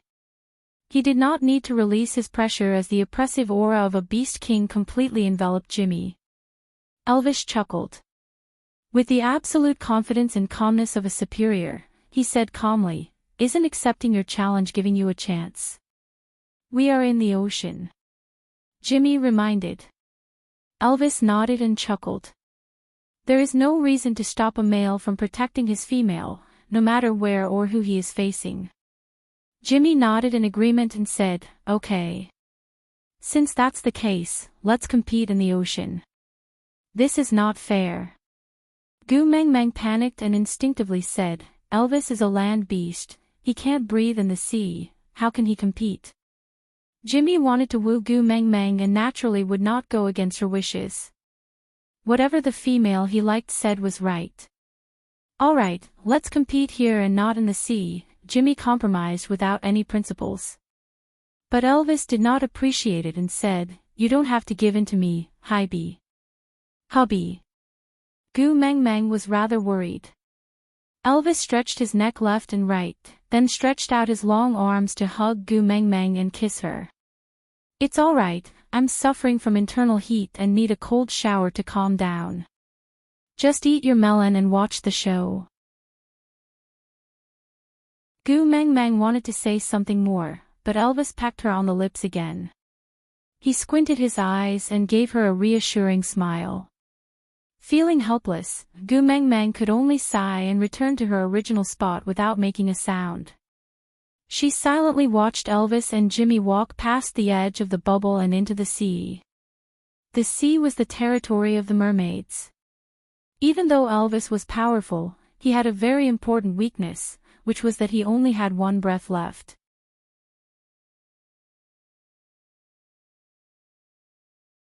Chapter 1596. Gu Meng Meng gritted her teeth in her heart, but maintained a faint smile on her face. If Elvis lost, how was she going to reject this Jimmy later? While Gu Meng Meng was plotting in her heart, Jimmy had already launched his attack on Elvis. Jimmy was a righteous mermaid and disdained using underhanded methods. Otherwise, he would have just lured Elvis far away and depleted his breath to win. There was no need for him to attack so hastily. Elvis replied with a cold smile. "All is fair in war." Giving up one's advantage for the sake of so-called morality was not righteousness, it was stupidity. Elvis tried to move his fist. There was indeed a strong resistance in the water. Even if he swung his fist over, it would probably be useless. Thus, he gave up on the idea of a hand-to-hand fight and just stared coldly at Jimmy, waiting for his attack. Mermaids were extremely fast in the water. Even a beast king like Elvis could not see his movements clearly due to his limited vision in the water. However, vision was only a small factor in a battle. More importantly, it was the body's memory and instinctive sense of danger. So, when Jimmy's webbing was like a sharp knife aimed at Elvis's neck, Elvis's sharp claws were one step ahead of Jimmy and had already grasped Jimmy's throat firmly. Tilting his head and smiling, the beast pressure suddenly erupted, creating a huge ripple in the water. The ripple quickly pushed outwards, forming a powerful undercurrent, causing the scales of all the mermaids present to explode. That kind of fear was emitted from the depths of their bones, and could not be resisted. Jimmy was just a third-level beast and he was in such close proximity to the Beast King's pressure, so he naturally could not withstand it.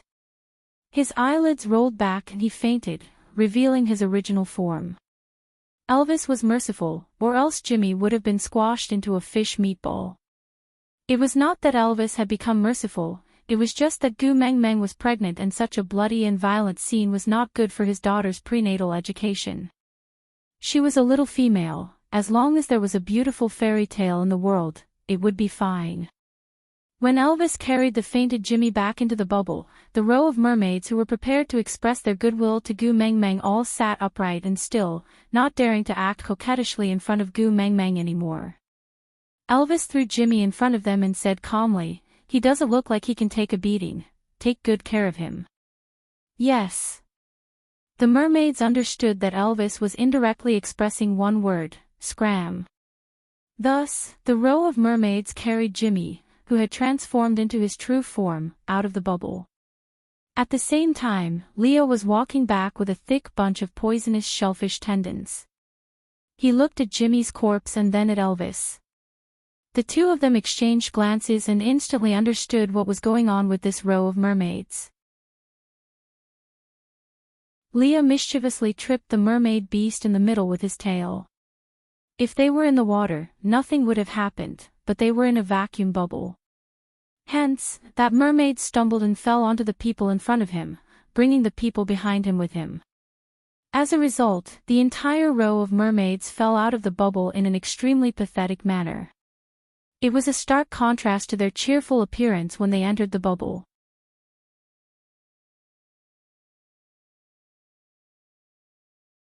Chapter 1597. Melinda lowered her head and smiled, replying to Carter using sound waves. She told him about Elvis's actions and concluded that even if she had the intention to make arrangements, those mermaids would have been scared out of their wits by Elvis. Who would dare to approach Gu Meng Meng? Gu Meng Meng also understood that Elvis's actions just now were not due to Jimmy's provocation. He was making an example out of her and using an instant kill to awe those mermaids who had their imaginations running wild. That was the only way to settle things once and for all. But this made the situation a little awkward. After all, Melinda had good intentions. So Gu Meng Meng cleared her throat and said, "After making arrangements for the kiss of the ocean, I will be staying in the desert for a while. Sigh, the sandstorms there are strong and there's no water source. Just thinking about it makes me miserable." Melinda was not a fool. How could she not understand that Gu Meng Meng was giving her a way out? She was saying that she would not be living in the ocean forever and mermaids could not leave the water for long periods of time. So she would not take in ocean tribesmen as partners. This was considered a proper official statement. Melinda did not have any intention of currying favor with Gu Meng Meng. She just thought that mermaids were handsome and had a different style from land beasts. If Gu Meng Meng liked them, she would naturally be happy to see it happen. But from the looks of it, Elvis and Leo would not agree so easily. And Gu Meng Meng herself did not seem to have any intention of expanding her family. So she would not force it. The banquet was still going on, uninterrupted by this small incident. Singing and dancing to celebrate peace and prosperity made it feel like the immortality peach banquet in the heavens. After all, the mermaids were the only race in the beast world that knew music. Birds could also sing, but they did not know how to play musical instruments. They could only use their throats to produce sounds. But mermaids were different. They could produce different sounds by hitting different kinds of shells, corals, tortoise shells and rocks. Finally, they produced a harmonious melody. Compared to a concert in the modern world, it was boring. But it was the most exciting performance Gu Meng Meng had seen in so many years in the beast world. Leah passed the shellfish tendon to Gu Meng Meng and whispered into her ear, "I have tested it. The tendon without flesh is not poisonous. What do you intend to do?" Gu Meng Meng took a piece of shellfish tendon and pulled it in her hand. It was very elastic, just a little too thin. Thus, Gu Meng Meng took 3 shellfish tendons and braided them into a braid. Then, she strung the red coral beads together, 18 red coral beads in one string.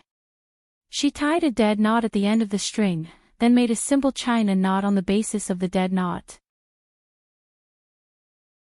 Below the china knot, she tied 2 pieces of scrap pieces of the red coral beads, and the red coral bracelet was completed. Gu Meng Meng wore the bracelet on her wrist and smiled at Elvis, asking, "Hubby, does it look good?" Elvis rubbed Gu Mingming's little head dotingly and indulgently. In my eyes, you look good no matter what. TSK, glib tongue. Not a single word is true. As she said that, the corners of Gu Mingming's lips curled up. Elvis cupped Gu Mingming's little chin and looked straight into her eyes. The tenderness in his eyes was deeper than the ocean. He said seriously, word by word, I have seen you crying in your most pathetic state. I have seen you in your most unkempt mourning. I know how irritated you are during your period. I also know how fragile you are when you feel sad for no reason. I have seen you at your best and at your ugliest. But regardless of beauty or ugliness, I like it all.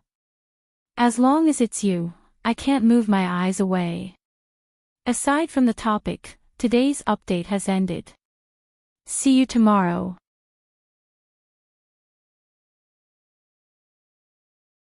Chapter 1598. Gu Mengmeng didn't answer Elvis and just pecked his chin sweetly. Then, she nestled in Elvis's arms and watched Melinda's performance as she knitted the bracelets. She wore the first one on her wrist, the second one for Elvis, the third one for Leah and the fourth one for Melinda. Gu Mengmeng finished knitting the remaining corals and shellfish tendons. There were still 7 left. 4 sons and the one in their tummies needed 5 bracelets. Sandy wanted 1 bracelet, there was still 1 left. Gu Mingming's gaze swept around and landed on Oratin's face. Although they did not have that kind of relationship, Oratin was still Gu Mingming's guardian beast in the eyes of outsiders.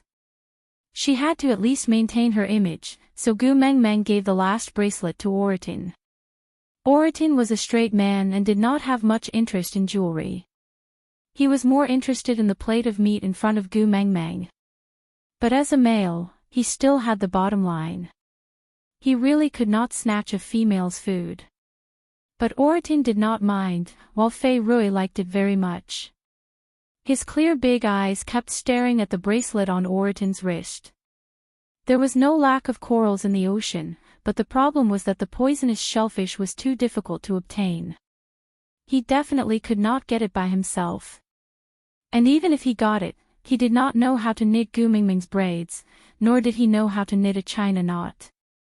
So, the raw materials were all from the deep ocean. But as a prince of the ocean, he did not have such a bracelet. Sob sob sob, he really wanted it. Oratin looked at Fei Rui and raised his hand. You want it? Fei Rui nodded honestly. Is it very obvious? Oratin was expressionless. Yeah, every time I see meat, it looks like this. Fei Rui smiled embarrassedly and did not reply. Oratin took off the coral bracelet from his wrist and handed it to Fei Rui. This is for you. Really? Fei Rui's big eyes lit up. He looked at Oratin with admiration. But just as he was about to take it, he hesitated and lowered his head. This is a gift from the great messenger. Everyone in your family has one. If you give me yours, I don't mind, Oratin answered honestly. He wasn't consoling her. As long as Leah cooked regularly, he really didn't care about anything else. Fei Rui still did not dare to take it, but he really wanted it. Hence, he jogged over to Gu Mengmeng and looked at her expectantly with a pair of eyes as clear as the stars in the sky. Great messenger, Oratin said he is willing to give me that string of red corals. Can I have it? Gu Mengmeng stared blankly at Fei Rui. Instead of answering, she asked, I have already given it to Oratin. If he is willing to give it to you and you are willing to take it, just keep it. Why are you asking me? Fei Rui smiled awkwardly and said, I was afraid that if I accepted that string of red corals, you would be angry with Oratin and not dote on him anymore. Gu Mengmeng almost choked on her saliva. She and Oratin were really just family in name, and Oratin probably did not need her pampering. In this family, the person he needed the most was probably Leah. Thinking about this, Gu Mingming's gaze drifted towards Leah.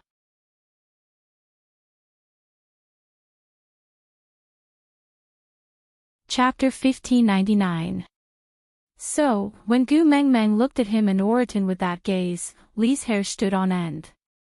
He squinted his long and affectionate eyes and asked with a dangerous smile, "Xiao Mengmeng, what are you thinking about?" Gu Mengmeng felt like she had been caught in the act. She chuckled and shook her head to deny that she was not thinking about anything. After getting Gu Mengmeng's approval, Fei Rui happily received Oriton's red coral bracelet and wore it on his wrist. He happily showed it off to everyone and even pulled Melinda's hand to show it off for a long time. This made Carter extremely helpless and he could only clench his teeth and say, "You are Melinda's brother, I will tolerate you." That night, Gu Mengmeng stayed at the bottom of the sea. The next morning, Melinda, Carter and Fei Rui accompanied Gu Mengmeng to the location of the Kiss of the Ocean. If she was not sure that she was in the sea, Gu Mengmeng would have suspected that she was looking at a galaxy in the Milky Way. A black pearl floated in the center and the surroundings were filled with a layer of black poisonous fog. It looked like a Hollywood sci-fi movie where a galaxy was observed from a spaceship. However, the color was not dazzling and there was only dead black. There were many shells floating in the poisonous fog. The shells moved slowly, like the sloth lightning in Zootopia. They opened and closed slowly, as if they were eating the poisonous fog. Gu Mengmeng did not have Snake's tear of the beast deity to protect her and did not dare to get too close to the poisonous fog. She could only stay at a safe distance and pointed at the poisonous fog. "Leah, did you get the shellfish tendon from these shells yesterday?" Leah nodded in agreement. Gu Mengmeng rubbed her chin and thought seriously. "When I took the Kiss of the Ocean back then, it was in a huge shell. Do you think it was eaten by a poisonous shellfish like that?" Fei Rui secretly bit his lower lip and pulled Gu Mengmeng's arm. He shook his head and said, "No. No." Gu Mengmeng was confused. Fei Rui took a deep breath and tilted his head at Gu Mengmeng. He smiled and said to Gu Mengmeng, "Do you know about the legend of the deep sea, great messenger?" There was another legend. Gu Mengmeng was now a little sensitive to the word legend. Back in the desert, Higgin told her a legend and then he died. In Modo, Grace had told her a legend, and then Grace had died. Now, Fei Rui was going to tell her a legend. Frowning, Gu Mengmeng asked instinctively, "Can I not listen?" Fei Rui chuckled and said, "Let's hear it." This legend is related to the Kiss of the Ocean. Gu Mengmeng facepalmed, that feeling of unease growing stronger. Fei Rui did not wait for Gu Mengmeng's reply and just sat on the back of the turtle beside her. He transformed his fishtail into his legs and hugged his knees obediently. He tilted his head to look at Gu Mengmeng and said, "Legend has it that this black pearl was not originally called the Kiss of the Ocean. It was just a poisonous pearl produced from these poisonous shellfish. Although it was poisonous, it was not to the extent that it could disperse in the ocean and not disperse."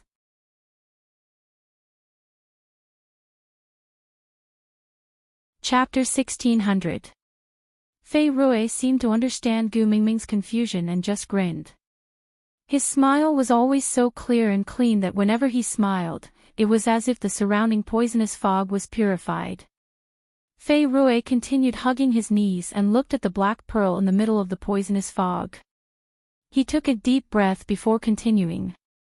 About 1,000 years ago, there was an extremely venomous snake that fell in love with a female. Gu Mengmeng was speechless and instantly immersed herself in the relationship between the characters. An extremely venomous snake, little shit. A female. Wang Xiaoxin. The characters in the legend were all familiar people. This setting really hindered one's interest in listening to the story. Forget it, what legend? I'll just treat it as gossip. But this female didn't love him. She even hated him, rejected him, and wanted to kill him. Gu Mengmeng was taken aback. This version clearly did not match the truth. Gu Mengmeng did not forget the scene of Little Shit and Wang Xiaoxin reuniting. One said lovingly, "I hate you so much, why did you make me wait for so long?" The other said affectionately, "Sorry, I came back late." Putting aside the fact that Wang Xiaoxin had plotted for 1,000 years in order to resurrect little shit, she had lured her to search for the 7 treasures step by step, and even sacrificed her own son. Just based on these 2 sentences alone, it was filled with the stench of adultery. Even if it was not love enough to shatter the heavens and earth, it should be unforgettable. How could it not be love, or even hatred? This was not logical, really not logical. Gu Mengmeng shook her head. "Did you remember wrongly?" Fei Rui looked at Gu Mengmeng in confusion. He shook his head seriously. There are not many legends in the deep sea, especially when the mermaid tribe has been the guardian of the kiss of the ocean for generations. So I will definitely not remember this legend wrongly. Gu Mengmeng pursed her lips. She could not figure it out no matter how hard she thought about it. She could only raise her hand. "All right, continue." "I will listen." Fei Rui nodded. Although the female was very resistant, that snake beast was unusually overbearing and unreasonable.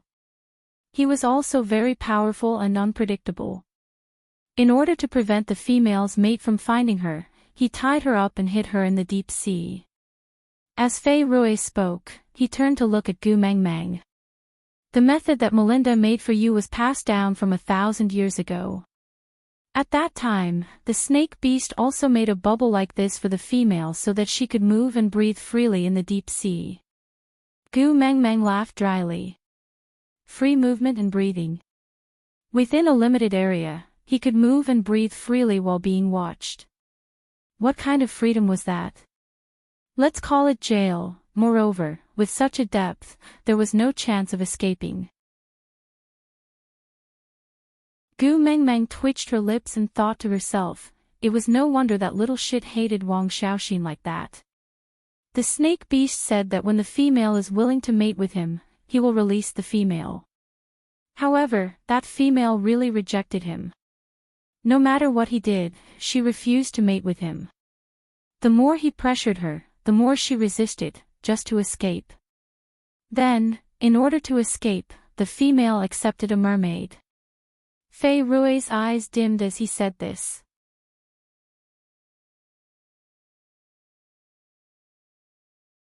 Chapter 1601. Fei Rui shook his head lightly, indicating that he was fine. Then, he asked Gu Mengmeng, "If it was you, would you accept someone you don't like just to escape?" Gu Mengmeng really wanted to shake her head and say no. If it was 5 years ago, when she first came to the beast world, she might have said that. But what she had experienced in the past 5 years had taught Gu Mengmeng to lower her head to reality. Imagine, what if Cole had imprisoned her and forced her to mate with him? In order to escape and meet up with Elvis and Leah on land, Gu Mengmeng would definitely agree to mate with a certain mermaid. Not to mention that she would rather die than submit. Her life was still tied to Elvis and Lee's, and she was pregnant with a little one. If she died, Elvis and Leah would definitely suffer more than death. They would go crazy and destroy the entire beast world, including themselves. And Gu Mengmeng would never let that happen. So, the answer was obvious. Gu Mengmeng would definitely agree to accept a mermaid as a partner in order to escape. Although she was hesitant, Gu Mengmeng still nodded and said, "If it was me, I would have done the same." She could feel Elvis tightening his arms around her. She turned back to look at Elvis. Elvis's expression was solemn, as if he was hesitating for a long time, before saying casually, "You did the right thing." Gu Mengmeng leaned into Elvis's arms and laughed softly, saying, "But this kind of situation will not happen to us anymore. You and Leah are both beast kings, there is almost no chance of success to kidnap me under your watch." Fei Rui smiled and did not expose Gu Mengmeng's words. Actually, as long as they did not care about the consequences, it was still possible. For example, they were at the bottom of the sea now. Even if Elvis and Leah were beast kings, they would not be able to unleash their full potential in such a deep sea. They just had to burst their oxygen bubble and they could easily kidnap Gu Mengmeng. But in the deep sea now, the mermaids were all loyal to Gu Meng Meng. No matter how much they wanted to mate with Gu Meng Meng, they would not use such an extreme method. This was the fundamental difference between mermaids and snake beasts. Fei Rui knew that with Gu Meng Meng and Li's intelligence, it was impossible for them not to have thought of this possibility.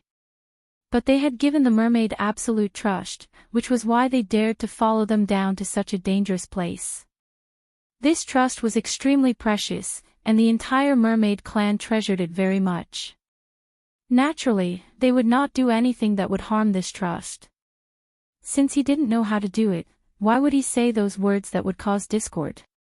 Fei Rui withdrew his gaze and continued to look at the kiss of the ocean. The female isn't running away blindly. Although she's in the deep sea, she's able to communicate with the outside world through the mermaid. Her partner found the beach and started fighting with the snake beast. He fought with no regard for his own life, and the mermaid took the opportunity to take her away. Gu Meng Meng rested her chin on her hand as she listened to the story. Although Fei Rui only mentioned it casually, Gu Meng Meng was still shaken to the core. Little Shit's strength was already at the level of a demigod. What kind of price did Wang Xiaoxin's other partners have to pay to entangle him on the shore and give her a chance to escape? Just thinking about it made Gu Meng Meng shiver.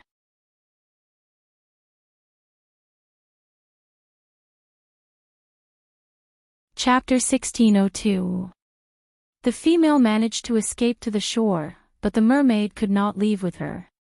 Fei Rui continued, because once on land, the mermaid would not have any advantage in battle. Not only could he not protect her, he might even be a burden to her. He could not waste the chance to escape that she had paid such a huge price for, so the mermaid decided to let the female leave by herself, while he returned to the sea to help her stall the snake beast, to fight for a chance of survival for her partners.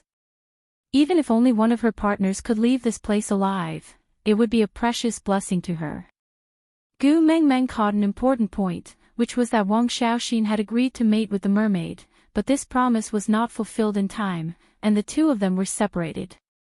In other words, the mermaid could not break through the level limit, and could at most reach the third level. A third-level orc challenging a demigod-level snake beast, calling it a challenge was an exaggeration, it was practically suicide. With Little Shit's fighting style, one whip of the snake beast's tail could directly turn him into a fishbowl. The mermaid was obviously not the snake beast's match, but he still managed to stall the snake beast. Because he told the snake beast, he stole the female when the snake beast was not around, and only he knew where the female was hidden. Fei Rui turned to look at Gu Meng Meng. Isn't this lie very clumsy? If he really stole the female, why did he come back and walk right into the trap? Isn't running away the most logical choice? But perhaps it was because the mermaid tribe was simple and did not know how to lie, or perhaps it was because the snake beast was in a frenzy and could not differentiate the truth from the lies. Anyway, the mermaid's lie successfully attracted the snake beast's pursuit, and in order to fight for more chances for her partners to escape, he kept swimming deeper into the sea. Indeed, the mermaid had an advantage in speed in the sea, but this advantage only existed when the difference in power between the two parties was not too great. If Little Shit was only a third-level or fourth-level beast, the mermaid's strategy could have succeeded. But Little Shit was a demigod-level beast in the past, such a huge difference in level was enough to surpass the advantage of a race. Moreover, Little Shit was not an ordinary land beast, he was also considered to be his domain in the water. The mermaid was dreaming if he wanted to fight for time by swimming in front of Little Shit. Indeed, Fei Rui continued, unfortunately, the mermaid was caught by the snake beast before he could run very far. However, the snake beast did not kill him. Instead, it hung him and the other partners of the female upside down on the shore, forcing the female to go back by herself. The female did not run far from the start. She had been lurking nearby.